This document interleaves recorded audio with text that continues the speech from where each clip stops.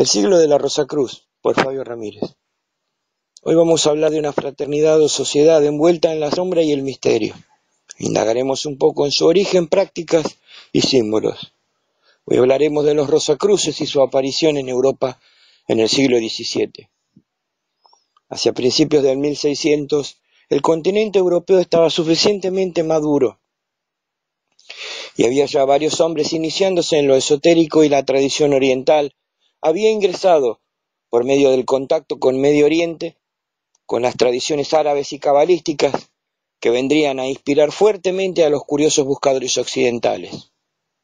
Era hora de formar una organización que los agrupe y esparza su nueva enseñanza y realice su misión de evolución de las grandes ideas colectivas, insuflándolas en la sociedad y en círculos intelectuales, inspirando grandes cambios.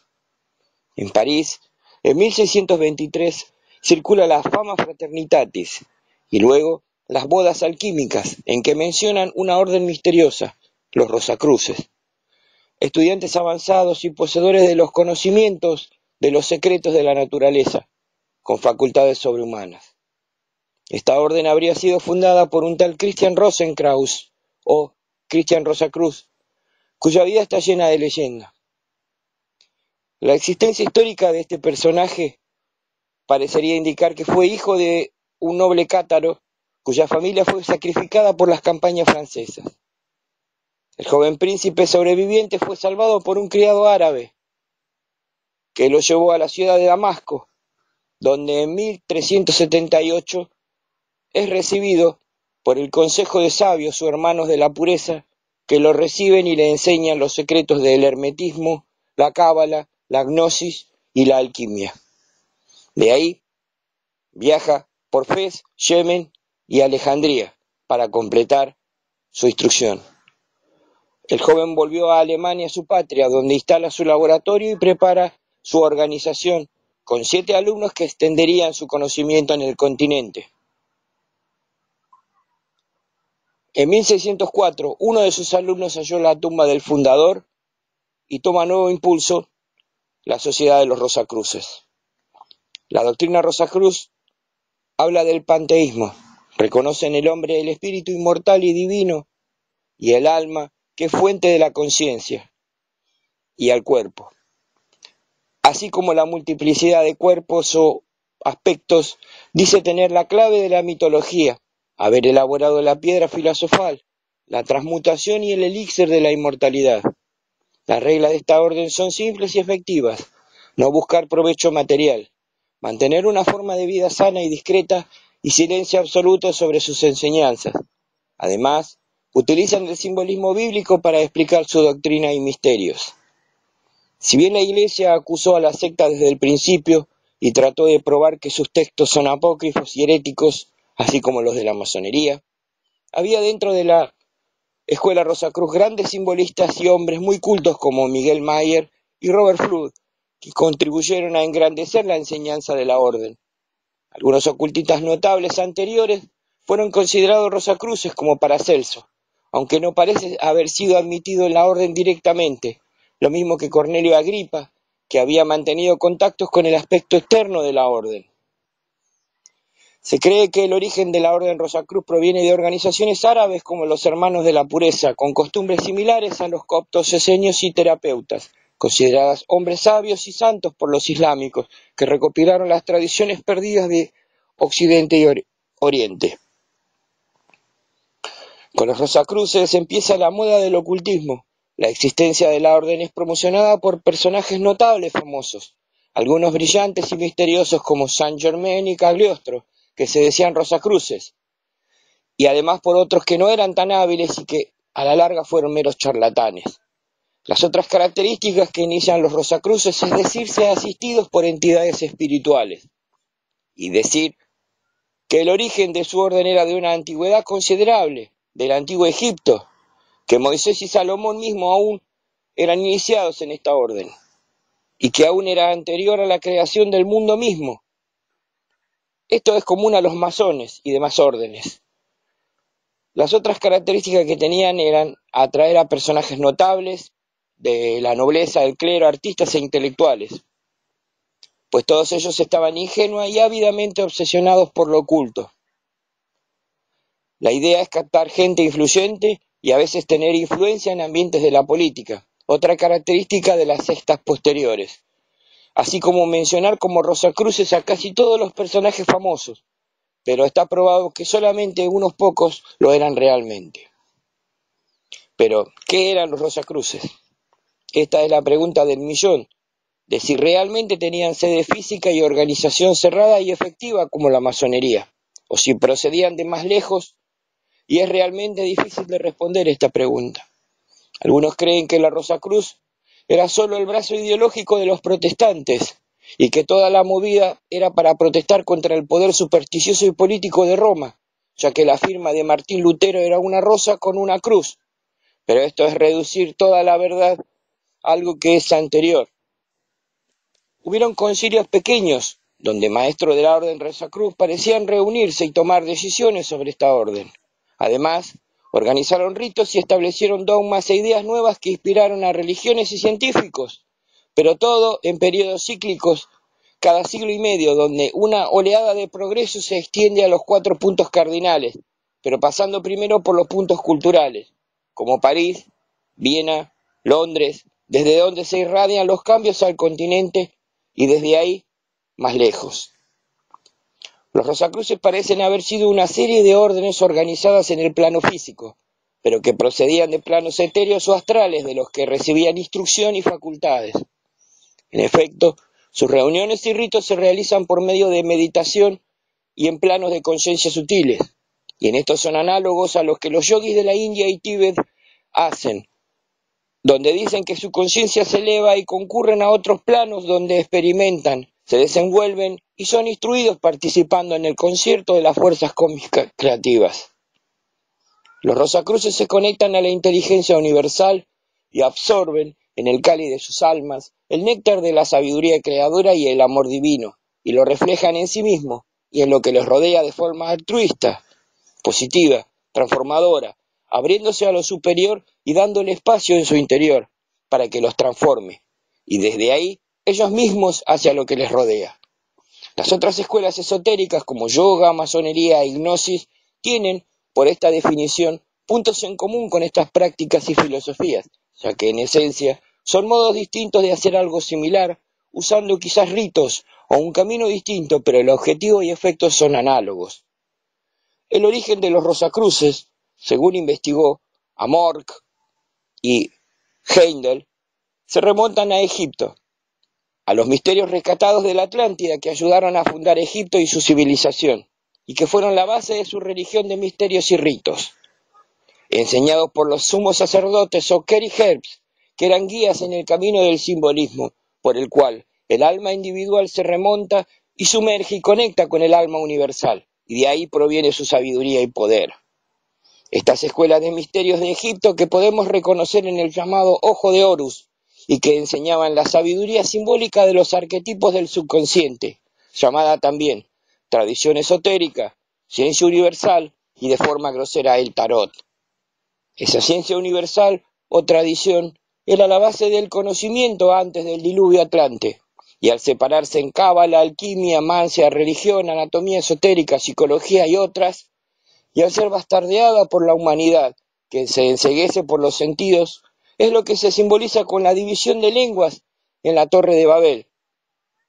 Y al aislarse las ciencias, causaron la separación de las razas y su enfrentamiento, debido al anclaje de la conciencia en el mundo físico y del deseo, que es la razón por el cual la Logia Blanca envió a los Rosacruces para ayudar a impulsar la evolución colectiva, inspirando ideales como egregorios y cadenas de fuerza para ayudar a la humanidad a lidiar con el karma emocional y la barbarie del instinto, y encaminarlos en el camino de regreso o ascenso hacia lo espiritual, aferrándose a ideas inspiradoras y energías etéreas que lo asistan e impulsen para mejorar lentamente y en ciclos en los que la orden revisa sus metas y renace en analogía a lo mismo que el alma hace.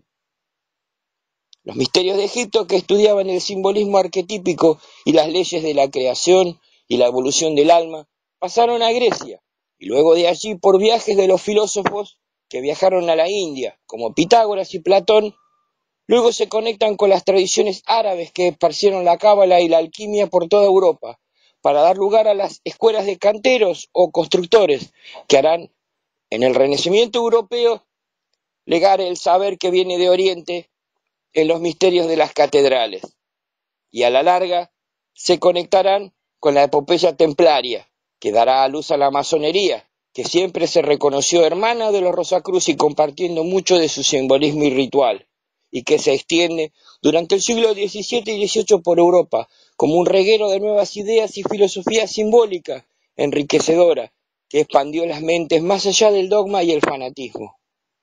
Durante el siglo XIX se forman varias organizaciones rosacruces pretendiendo ser las únicas y reales Rosacruces, como la Rosacruz mística, la Rosacruz de oro, el Rosacruz de Heindel y aún la Rosacruz Amorc de Spencer Lewis, que conoció a Heindel.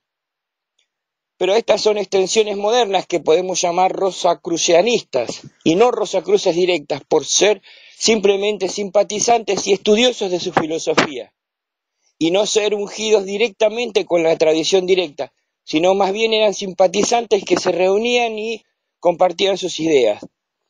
Los Rosacruces tuvieron importancia por ser una organización profunda que permitió el desarrollo de la instrucción de muchos intelectuales en el conocimiento de los misterios y las filosofías orientales, el estudio del simbolismo y la mitología universal y el ritualismo, y en ceremonias que serán utilizadas y desarrolladas en sectas posteriores, como los masones, iluministas, martinistas y muchos otros. ¿Pero qué simboliza el simbolismo de la Rosacruz? Casi toda su filosofía se encierra en la flor de Venus, el Ankh o la llave de la vida, que es llamada Rosacruz. La cruz, símbolo de la materia y del drama de nuestros sentidos atrapados en los elementos, y símbolo del dolor, el misterio de la vida por el cual las espinas de la cruz permiten el florecimiento de la esencia espiritual simbolizada por la rosa central. El simbolismo egipcio original es el círculo relacionado a lo universal y al yoni, o el útero, como lo llama Yang, el útero materno, que viene a ser el yin de los chinos, y el yoni en la tradición de la India, que está unido a la manifestación de los elementos que simbolizan la cruz, o el lingam fálico, o el yang chino, simbolismo del pene. La Rosacruz sería la unión del yin y el yang, o la unión de lo fálico y del útero. La religión se basa en la cruz como entronización del dolor, en tanto que la Rosacruz explica que la esencia es el amor que florece tras el dolor y lo completa, y la función del dolor es revelar la naturaleza del amor universal que florece atravesando el karma emocional como un puente más allá de lo temporal hacia lo espiritual. La verdadera función de la cruz es explicar que el alma renace y trasciende al dolor que lo ancla por sus sentidos y deseo al mundo, y que éste le causa el dolor y muerte por su apego, pues lo mortal mata, y solo cuando trasciende ese dolor y apego es cuando lo kármico se desprende y lo individual sobrevive como manifestación que es de lo universal. El círculo es lo universal unido a la manifestación de la cruz, o sea, la vida individual que partió de lo universal encarnando en los elementos. La unión de ambos representa al universo con la incesante transformación y el renacer del alma, como los mismos Rosacruces dicen, que florezca la rosa en la cruz, o sea que el espíritu se manifieste más allá de la personalidad. No es casual que el símbolo primordial de los Rosacruces sea llamada la rosa de Venus o la esmeralda caída a la tierra. Recordemos que la tradición primordial enseñaba que la vida y la civilización en la tierra provienen de otro planeta. Fue traída por entidades venidas del planeta Venus, y que el Sanat Kumara es acompañado por dos ayudantes, descendiendo a la Tierra, en la zona del desierto de Gobi hace 18 millones de años, a establecer la jerarquía o logia blanca, que agruparía a maestros que sirven a la evolución y progreso de las almas. Por esto, Venus es el amor que viene a completar e iluminar a la vida en la Tierra, que asciende en cuerpos groseros en estos planos densos, recibiendo la antorcha de fuego de los dioses o el fuego luciférico. La leyenda habla de los descendidos y posteriormente se los llama los caídos, identificándolos con Venus, el lucero del alba, que no cae, sino que desciende a traer luz, identificando la verdadera función secreta y esotérica de Lucifer, que es traer la luz a los planos inferiores y ayudar al nacimiento y trascendencia del ego. Las enseñanzas esotéricas rosacruces. Los rosacruces usan como material de estudio la naturaleza. Su primera herramienta es la observación de la misma. Pero no se queda solo en eso. La otra parte de su método es usar el pensamiento, buscar la causa y el porqué de la naturaleza. Y así, gracias a que usa estas dos técnicas combinadas, observar y aplicar, reflexionar y meditar, uniéndolas alcanza la verdadera sabiduría, no solo el conocimiento material, temporal y azaroso, sino que comprende el funcionamiento global y el porqué del plan de la creación. Pero no es solo la búsqueda del conocimiento, sino la búsqueda de lo que origina la naturaleza y cuál es su objetivo. Y sobre todo, no solo el conocimiento de lo que está afuera, sino el conocimiento de lo interno de sí mismo. Solo se conoce la naturaleza si uno se conoce a sí mismo, y analizando la naturaleza uno entiende cómo es uno. Estas dos técnicas no son otra cosa que el camino de la ciencia en los elementos, con la cruz, y el camino de la filosofía mística y moral de la rosa. La unión de los dos aspectos, la rosa y la cruz, revela el poder o la fuerza de Dios, de la Trinidad de voluntad, sabiduría y amor. Esta técnica doble de observar y pensar es la que revela el poder de la unidad de Dios, con los aspectos de la Trinidad y sus 7 fuerzas o rayos que gobiernan la conciencia y la naturaleza, conocidos en esoterismo como los 7 rayos. La unión de ambos aspectos, el cerebro, que simboliza el pensamiento, y el corazón, que simboliza el sentimiento, simbolizan al conocimiento de lo real debajo de las apariencias ilusorias y al conocimiento trascendente por lo cual el mundo y las partes múltiples y las vidas temporales son superadas y se alcanza la conciencia de la unidad espiritual. En términos simbólicos, la naturaleza es la apariencia del universo, así como el ego personal es la apariencia del alma personal misma. Ambos aspectos son regidos por las mismas leyes del cambio kármico, y la comprensión del uno por el otro es imprescindible. Así, cuando el alma se funde en la naturaleza, Dios y el espíritu comparten una conciencia luminosa. El Rosacruz estudia los fenómenos visibles y los aplica en el plano astronómico natural, el del alma moral y en el organismo humano, y trata de reconocer las leyes que son comunes, y se aplica así en lo alto como en lo bajo. Son las leyes generales de la creación, el verdadero pensamiento de Dios, y muestra cómo el espíritu desciende y se extiende en la naturaleza, y cómo se desarrolla y reasciende como conciencia. El material de estudio es la observación de la naturaleza, la reflexión profunda y la Biblia como manifestación de la ley. El absoluto se manifiesta como Dios y el amor de Dios y su sabiduría son llamados esotéricamente el Cristo cósmico. Se manifiestan en el Jesús humano. Y así la sabiduría y amor divino, la ley, se manifiestan como dice la Biblia. La Biblia es símbolo de la ley que ordena, premia y castiga, la ley que enseña y guía cómo proceder, y que tiene un doble aspecto, externo y moral de parábolas vitales al alma, y el otro aspecto interno, que explica el significado de los símbolos, las leyes de la creación y los mensajes proféticos de la historia y la evolución, que son llamados en esoterismo el plan.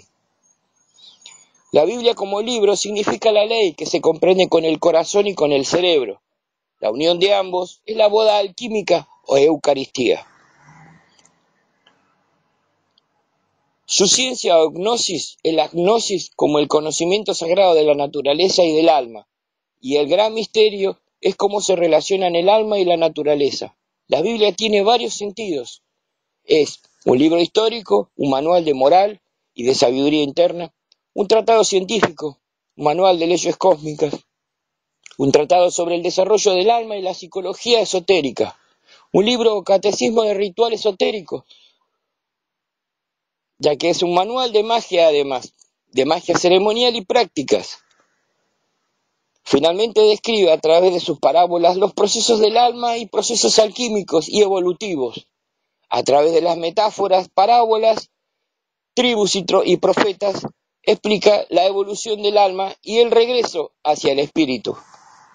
Esotéricamente se dice que la Biblia tiene 22 sentidos y esto nos asimila a las leyes o letras del alfabeto hebreo. Las 22 cartas o misterios del tarot, que sumados con los elementos o vocales forman el idioma o verbo sagrado. La doctrina Rosacruz es extensa y excede al espacio e intención de este video. Por ahora, a grandes rasgos la hemos bosquejado. Así que veamos ahora la vida de algunos grandes maestros rosacruces, como fueron Elias Ashmole, Robert Moray, Robert Flood, Martínez de Pascali y Claude de Saint Martin. Iniciamos con Heinrich Kunrad, que nació en Leipzig en 1560, obtuvo su título de medicina en 1588 en la Universidad de Basilea, difundió y estudió la obra de Paracelso y muere en Dresde en 1605. Era un gran conocedor del hebreo y de la cábala. Realizó gráficos e ilustraciones con una gran riqueza de simbolismo que aún son usados en libros actualmente. Pasemos ahora a Michel Meyer, que nació en 1568 y muere en 1622. Se señala a Meyer como el que introdujo la doctrina Rosacruz en Inglaterra, gracias a su amistad con el inglés Robert Flood. Meyer nació en Rendsburg, Holstein, y se graduó de médico. Fue médico personal de Rodolfo II, que lo nombró conde. Logró así una buena situación en la que pudo continuar sus estudios con tranquilidad. Y luego siguió sirviendo a príncipes alemanes entre 1616 y 1622 cuando fallece. Meyer publicó 22 tomos dedicados al hermetismo. Pasemos ahora a Robert Flood. Robert Flood nació en 1574 y murió en 1637. Fue un inglés que nació en Kent, hijo de un tesorero anglicano de la reina Isabel. Fue educado en Oxford y se doctoró en medicina. Luego recorrió toda Europa, defendió la doctrina Rosacruz y se creía que parte de sus estudios sirvieron para crear la masonería posteriormente. Robert Flood tenía un gran dominio de la cábala y siempre defendió la doctrina Rosacruz, aunque también siempre negó ser un Rosacruz. Robert de Moray. Este soldado escocés fue estadista, diplomático, juez, espía, francmasón y un filósofo natural. En efecto, Robert de Moray nació en 1608 y muere el 4 de julio de 1673. Era bien conocido por Carlos I y Carlos II y por los cardenales franceses Richelieu y Mazarin. Varios francmasones que eran miembros de la logia de Edimburgo lo iniciaron en la masonería el 20 de mayo de 1641. Aunque fue iniciado en una logia escocesa, el evento tuvo lugar al sur de la frontera. Este es el registro más antiguo de un hombre iniciado en la francmasonería en suelo inglés. A partir de entonces, usó regularmente la estrella de 5 puntas como marca masónica en sus correspondencias e inclusive portaba una estrella que simbolizaba su pertenencia a la masonería. Moray fue uno de los fundadores de la Sociedad Real o Royal Society y fue enterrado en la abadía de Westminster por orden del rey, donde aún reposan sus restos. Ahora es el turno de Elias Ashmole. Elias nace en Lichfield, Inglaterra, en 1617 y muere en Londres en 1692. Fue un anticuario, político, oficial de armas, astrólogo y alquimista inglés. Fue un hombre de grandes conocimientos que legó una gran cantidad de antigüedades y objetos curiosos que dieron lugar al Museo Ashmolean de Oxford. Elias es considerado uno de los padres de la francmasonería y aportó a esta sus amplios conocimientos relacionados con la simbología egipcia y hermética. Creó los primeros rituales masónicos en los que trataba de inculcar a los aprendices el arte real, buscando la perfección a través del conocimiento, el progreso y la fraternidad universal siguiendo las leyes de la naturaleza. Elías trató con astrólogos, alquimistas, matemáticos y gran cantidad de sabios, junto con los cuales también fue uno de los fundadores de la Royal Society de Londres y la Philosophical Society de Oxford. Ahora es el turno de hablar de Martínez de Pascali. Martínez nació en Grenoble en 1727 y murió en Santo Domingo en 1779. Fue un teurgo y teósofo francés. No se sabe demasiado sobre su origen e instrucción. Sus actividades se documentan a partir de 1760. Se debe a que utilizó diferentes nombres y firmas en documentos de la época, acreditándose como Martínez, Martínez de Pascali, Pascali. En el Tratado de la Reintegración de los Seres a sus originales virtudes, poderes y cualidades, expone sus teorías sobre la evolución, la caída del hombre y el retorno a la divinidad. Martínez fundó un rito masónico elevado, un sistema al cual dio el nombre de Elus Cohen, o sacerdotes elegidos del universo. Solamente aquellos masones de alto grado eran llamados Elus Cohen o admitidos. A esta orden de los elegidos Cohen pertenecieron Jean-Baptiste Villermoz y Luis Claudio de San Martín, o Luis Claude de San Martín. Cuando Martínez de Pascali se retiró en la isla de Santo Domingo, falleciendo en Haití, en la ciudad de Puerto Príncipe, se encargaron del mantenimiento de la orden sus discípulos, Villermoz y San Martín. Poco a poco se fueron creando los círculos de los amigos del filósofo desconocido, Luis Claude de San Martín, que instituyó su famoso rito martinista. Justamente, hablemos un poco de Claude de San Martín, o Claudio de San Martín. Nació en Amboise en 1743 y murió en Aulnay en 1803. Fue un filósofo francés que estudió Derecho, inició la carrera de las armas y entró en la francmasonería en 1768. Y desde 1791 se dedicó a la filosofía. Claudio de San Martín fue un místico francés que adquirió primeramente el conocimiento de las leyes divinas y dio forma a su doctrina en concordancia con estas leyes. A través de sus obras deseaba difundir la luz de la conciencia que se le había confiado por revelación. En consecuencia, el horror de un abuso posible por parte de gente no preparada o de mala voluntad le condujo a utilizar el velo de los símbolos esotéricos cuando se refería a las verdades destinadas a los iniciados. Fue uno de los primeros en utilizar simbología hermética cerrada para no transmitir a los profanos o no iniciados las doctrinas.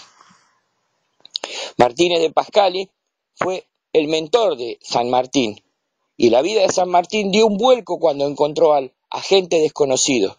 Se trataba de un ser que pertenecía a los planos superiores, que imprimió su sello en la logia de León e inspiró especialmente a San Martín. En aquel momento, la individualidad de San Martín comenzaba a cristalizar, haciendo que se integrara cada vez más en el trabajo colectivo en el seno de las logias y en los contactos personales nuevos, como por ejemplo los que tuvo con la sociedad mesmérica y con los numerosos ocultistas de su época, ingleses, italianos, polacos y rusos. Claudio de San Martín fue llamado el filósofo desconocido, debido a que este mismo impulsó este mote. Es autor de, entre otras obras, de Los errores y de la verdad, de 1775, Cuadro natural de las relaciones entre la naturaleza y el hombre y Dios, 1682, y El hombre de voluntad, de 1790, obra influida por Swedenborg y por Jacob Boehme. La erudición de San Martín e influencia fue tal que su legado fue conocido como martinismo e influyó en los esoteristas modernos como Eliphas Levi, Pappus y Stanislas de Guaita. Por ahora, hemos dicho bastante acerca de los orígenes y la función de la Orden Rosacruz, y más que suficiente acerca de su filosofía. Muchas gracias.